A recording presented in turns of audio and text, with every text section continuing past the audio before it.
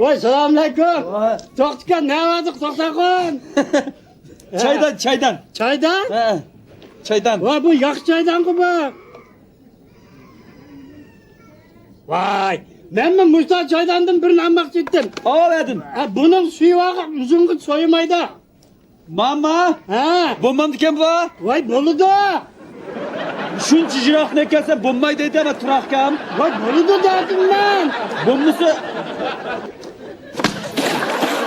Bana buldum ha. Şu muşta buldum ha bana. Ben de edem. Buldum. Bombaydı.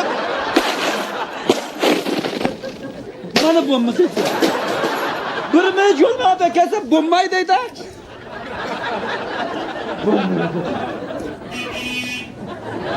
Bombusu. Aşağı buldum da. Uzun yolunu beğenip ekerse bombayı dedi. Kanıma atagan çapan, kurqon katqini va adamniki. Ekkagan uni. Mayaldilqi turaq bosh akam. Xudo qilib bo'lmaydi deganda chiqib o'tdim. 30 yil o'tib bir chapanchalik yuzim bormadimi? Voy atam, kelmasam kelmabdiman. Nima qilganda? Voy bo'ldi, so'qashmanglar. Ajab beshimni og'ritdim alla. Kimni desanglar shuni tigay, bulamda. Sen mi kapamağına çaydan yana kelse bulam da. Yani bir şey ekilim ben çaydandan. Bak ne oldu? Ekilim ben çaydan.